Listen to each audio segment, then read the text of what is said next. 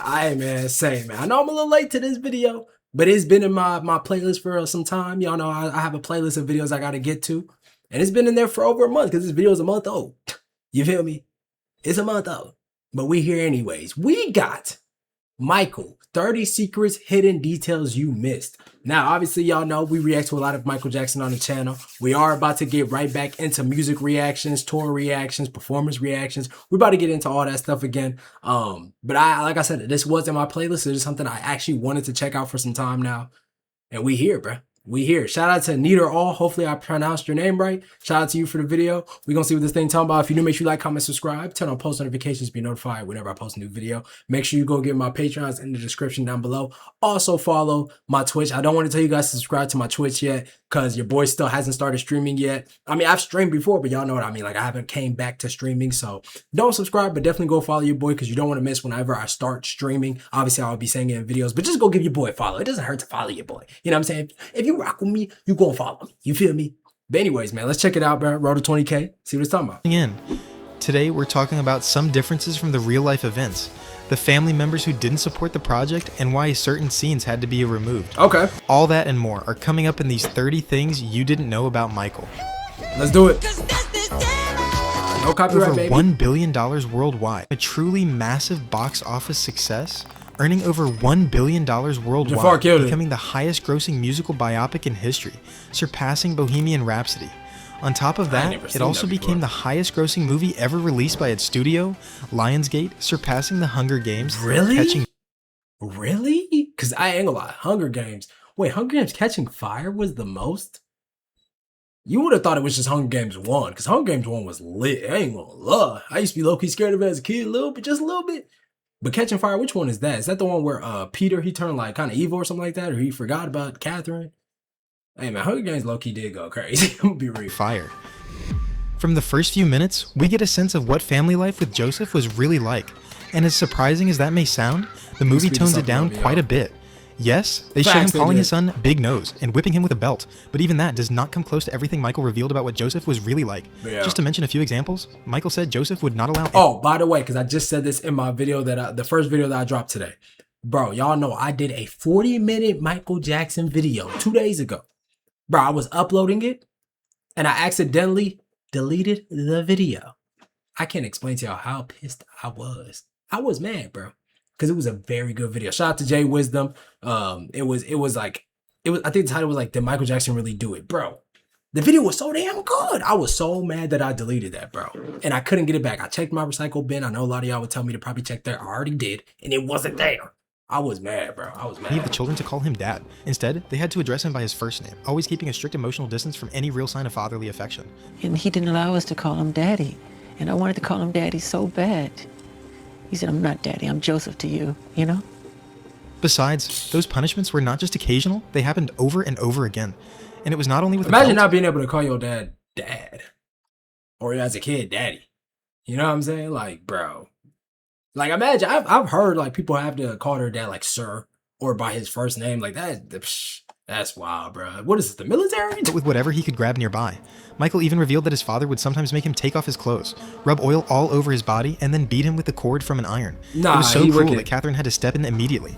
I remember hearing my mother scream, Joe, you're gonna kill him, you're gonna kill him, stop it, you're gonna kill him, you know, and It's also known that Joseph regularly had his children perform in all kinds of places, exposing them to environments that were completely inappropriate for their young age, including some pretty seedy late-night clubs. And Michael was only around 7 years old at the time.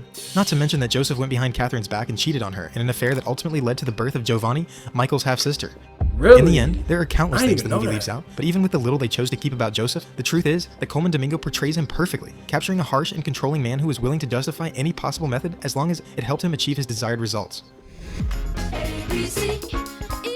Yeah, I also sped it up because one of the biggest challenges was finding the right child actor to play young Michael from the Jackson 5, because looking similar was not enough. He had to sing, dance, and capture that charisma Michael already had from such a young age. And that is when Juliano Valdi came into the picture, a kid who, even before joining the film, was known on social media for his videos impersonating the King of Pop. Oh, really? So, when the production team discovered him, his natural talent ended up making him one of the top favorites for the role. Before we continue, I have a question for you. Do you remember when and how you first discovered Michael Jackson? In my case, I was around 9 years old when my father showed me the video for We Are the World, and that special memory has stayed with me ever since. So take a quiet moment and think back to your own personal experience. Now, let's keep going. As many of you probably know, this movie stars Jafar Jackson, Let me know if one y'all of want a Michael reaction to Jackson's that. nephews, who took the task of portraying his uncle very seriously. He spent countless hours practicing until every single movement came out perfectly right. You can tell. In fact, he even said that he would dance until his feet were bleeding or completely numb. And honestly, it's no surprise. After all, he was trying to step into the shoes that would be impossible for almost anyone else to fill. Although many people might assume that the movie simply uses Michael's original voice for the songs, the reality is actually a bit more complicated. Jafar Jackson did sing during the musical scenes, but his voice was blended together with his uncle's. According to the sound team, the idea was for Michael to still be part of the film, while also giving Jafar the opportunity to portray him both physically and vocally. That said, in some more specific scenes, like inside the recording studio, the production allowed the actors to sing completely on their own, both Jafar and Giuliano themselves alone. That's crazy, that's him. I remember hearing that this was him. An important Which is character within the exactly story is sounds just Bill like him. Bray, the bodyguard who stood by Michael Jackson for a large part of his incredible life. Over time, Bray became one of the people Michael trusted the most, someone who not only protected him, but also ended up He also having a looks very just like close and him. meaningful place in his life, almost like a true father figure. It is well known that Michael loved visiting toy stores and making huge purchases, something that is also reflected in this film. In fact, for years people talked about his private visits to stores like Toys R Us, and this movie had actually recreated the store to represent those moments. However, that location did not make it into the final cut. Instead, the film uses Tom's Toys, another real toy store that Michael visited in 2009 with his children too. At one point during his childhood, we see Michael reading The Wizard of Oz, and the camera focuses on a page showing the Scarecrow. This detail works as a subtle nod to The Wiz, the 1978 film where Michael actually played the Scarecrow. That production was also incredibly important because it was where he worked alongside Diana Ross and Quincy Jones, the person I'm gonna be real with y'all. I never knew that was Diana Ross. Now, granted, I've only watched this movie like one time, and I was like in the first grade. I don't know why they had us watching this in school, but they did. You know what I'm saying? I didn't even know that was also her. incredibly important because it was where he worked alongside Diana Ross and Quincy Jones, the person he would later team up with to produce the Off the Wall album. Of course, the movie doesn't explore that connection, so the reference remains just a small hidden detail for those who know that chapter of his career. It's worth mentioning that we also get to see him with a Peter Pan book, a character Michael deeply connected with on a personal level, and whose idea of eternal childhood would eventually inspire the name of his famous ranch, Neverland. You identify with him. Totally. You don't want to grow up. No, I am Peter Pan. It's so annoying because some of these clips were from the video I just watched 2 days ago. Like this clip I had never seen before 2 days ago. Annoying. You're Michael Jackson. I'm Peter Pan by heart. Several of Michael's siblings do not appear in the film. Among them are Rebby, Randy, and Janet. According to LaToya, Janet politely declined appearing in it. In Rebby's case, she has always kept a much lower profile than the rest of the family. But And they with could have still had their characters in the movie, though. Like, that don't mean they had to be a part of it. Randy, the situation seems to be more complicated since he has a difficult relationship with his brother Jermaine, who happens to be one of the film's producers. This tension reportedly y'all started family, mainly because bro. of Alejandra Oaziaza. She was Randy's partner for many years and had 2 children with him. They later separated, and Alejandra eventually married Jermaine, with whom she also had 2. You mean to tell me 2 brothers shared one woman and had kids with both of them? And one of them is Jafar?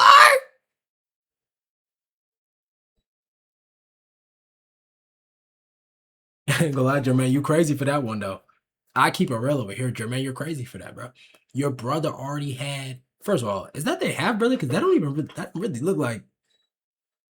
He don't look like he don't look like any of his other siblings. I'm gonna just be real. 2 children, including Jafar, the movie's main star today.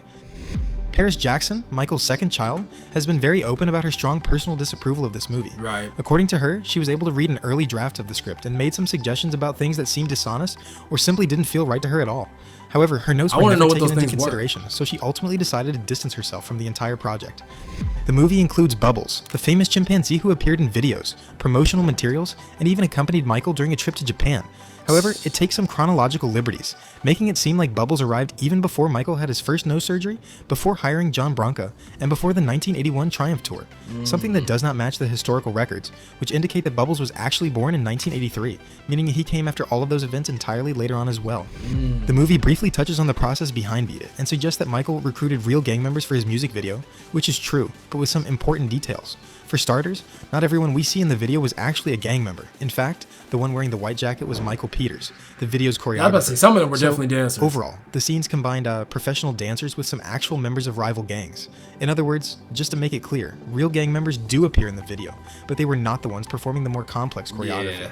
Their presence was mainly there to give the anti-violence message a sense of authenticity, and of course, all of this was coordinated with help from the police. To keep the authenticity as high as possible, the director filmed the Thriller sequence on the exact same street where Michael did it over 40 years ago, although there is one small detail they missed, and that is that in this recreation, when Michael and the zombies clap, they do it with the palms of their hands, while in the original music video they use the backs of their hands instead. Damn, how you We are catch shown that? that part of what inspired Michael to create the Thriller music video were horror films like The Fly and House of Wax, both starring actor Vincent Price, who would also become part of Thriller, providing his voice for that dark and unforgettable narration. Darkness falls across the land. The actress who actually played Michael's girlfriend in this recreation of Thriller was Asia Fuqua, the daughter of the film's director Antoine Fuqua. Really? He is also known for directing movies like Training Day, Olympus Has Fallen, and the Equalizer He did trilogy. Training Day? And it's true, at first glance it might seem a little unusual that they chose a director so closely associated with action movies, but the decision actually made a lot of sense because before making the jump to films, Fuqua started his career directing music videos, a path that, according to his own personal comments, was deeply influenced by Michael Jackson. When Michael suggests a few different changes, we hear someone mention the name John aloud. Can you ask John just to try that? It turns out to be John Landis, the director of Thriller, but also of An American Werewolf in London, a famous movie known for having one of the most iconic transformations in cinematic history. When Michael watched that film, he knew he wanted to create a horror video where he could also transform into a monster himself. However, in the final version, he did not end up becoming exactly a werewolf, but rather a more feline creature, because they felt that Michael's facial shit was so features scary. matched that style much better. Actor Mike Myers, known for the Austin Powers movies and for being the original voice of Shrek, appears in this film playing the president of CBS Records. And Which I did not know that. My own mom had to tell me, bro, that's Austin Powers. Like, she had to tell me that. I didn't even realize that, bro. That's crazy. Interestingly enough, this was I thought not that the was his first own time he person. stepped into the role of a music executive himself, since he had also played one in the Freddie Mercury biopic before.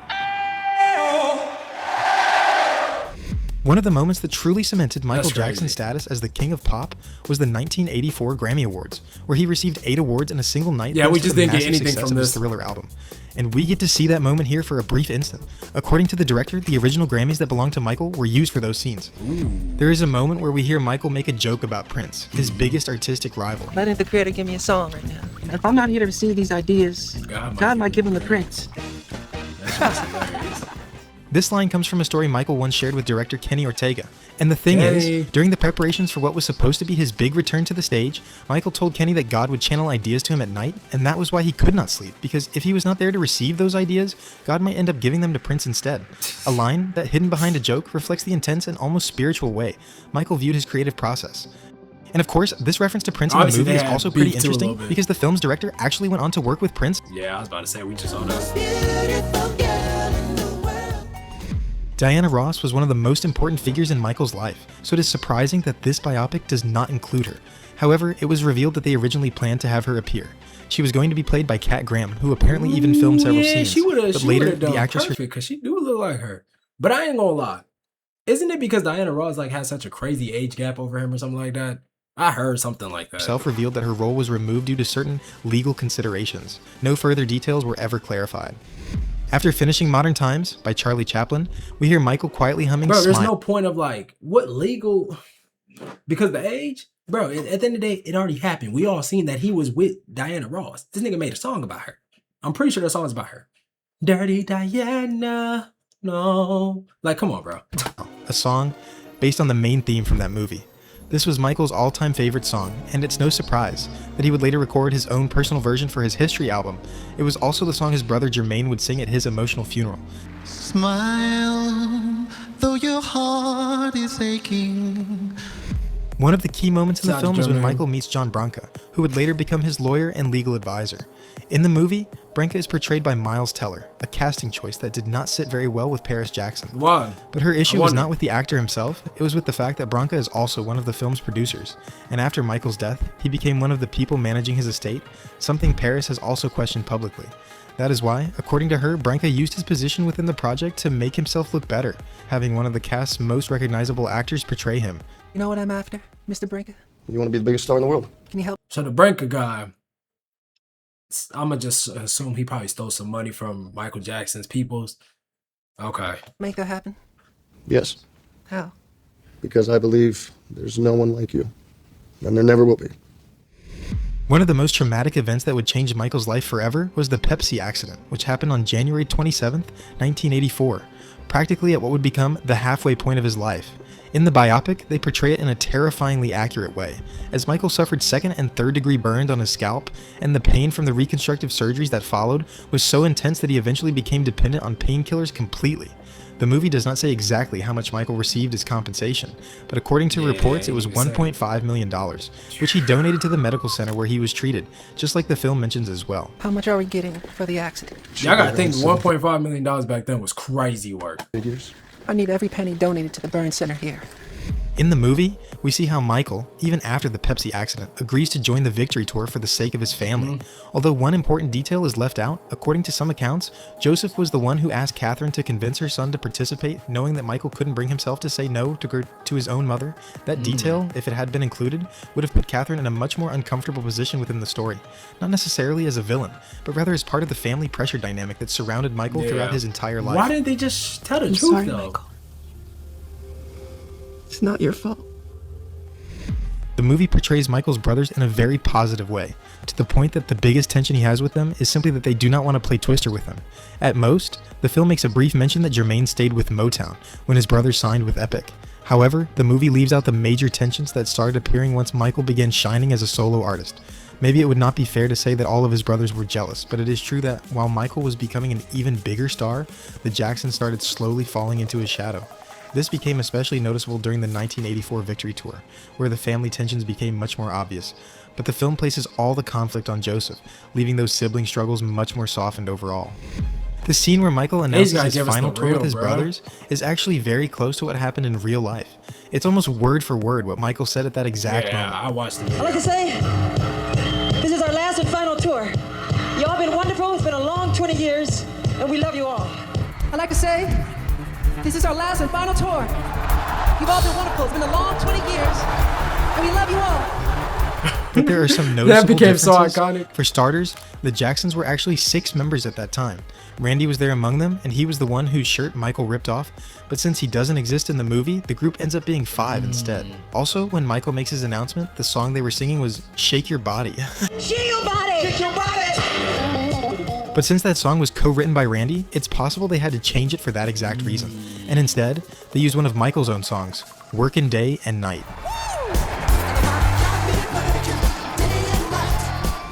The movie was originally going to cover one of the most controversial parts of Michael's life, the Jordan Chandler case from 1993.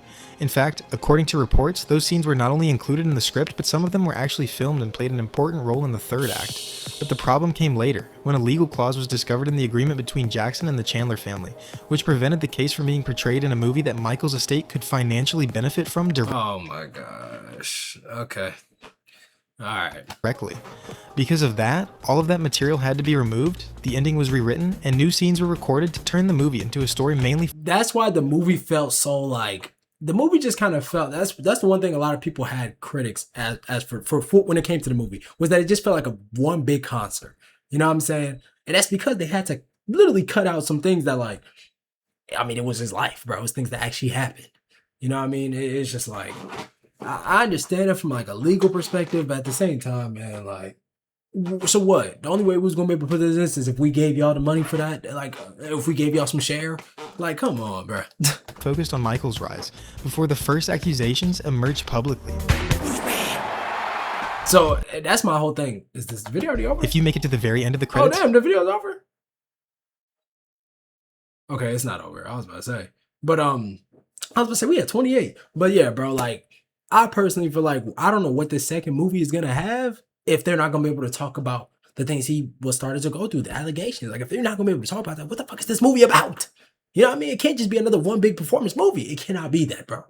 Because that's the one thing MJ fans, we wanted you guys to actually get into depth You know what you'll I mean? find a special dedication to Tito Jackson, one of the original members of the Jackson 5, who sadly passed away in September of 2024. Rest in peace, Tito. The movie was not well received by critics. Many described it as way too sweet and polished, almost like a greatest hits collection that recreates Michael's most iconic moments, but avoids diving deeper into his most interesting or controversial sides, which makes it feel, for some people, more like a surface-level tribute than a truly revealing portrait of the king of pop. Even so, most people agree that That's Jeff why his Farr number was two one of gotta the be film's more in biggest depth, bro. highlights. His movements were praised, along with his stage presence and the way he captures Michael's quiet personality during his most vulnerable moments. And the truth is, even though critics were harsh, many fans see the movie as a nostalgic experience that celebrates Michael Jackson's music, image, and lasting legacy overall.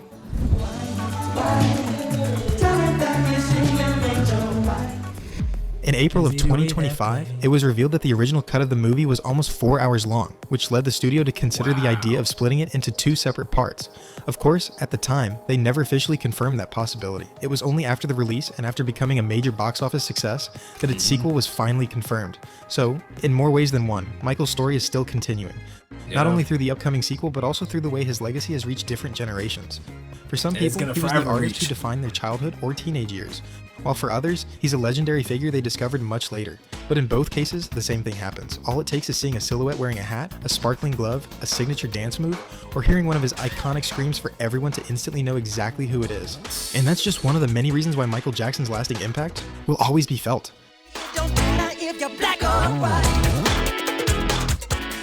Hey man, shout out to Nita for the video, bro. This is such a W video. We gotta give a cheer, man.